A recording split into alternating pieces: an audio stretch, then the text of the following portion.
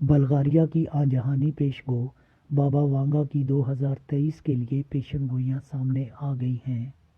جن میں انہوں نے بچوں کی قدرتی پیدائش پر پابندی عائد کرنے اور بچوں کی پیدائش لیبارٹریز میں کروانے کے رجحان میں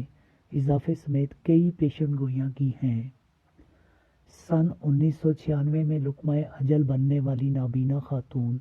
بابا وانگا نے اپنی زندگی میں سال 5079 تک کی پیشن گوئیاں کی تھیں، جن میں سے متعدد پیشن گوئیاں حقیقت ثابت ہوئیں۔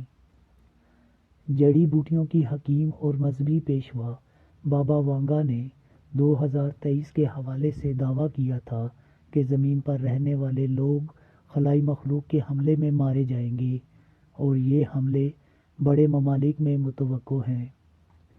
آجہانی نجومی کے مطابق 2023 میں زیادہ تر بچے لیبارٹریز میں پیدا ہوں گے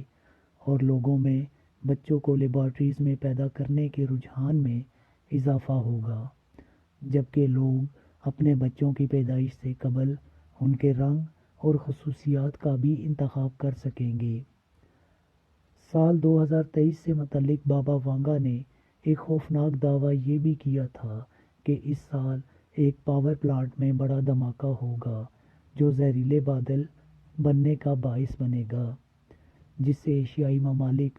متاثر ہوں گے اور عجیب و غریب بیماریاں جنم لیں گی۔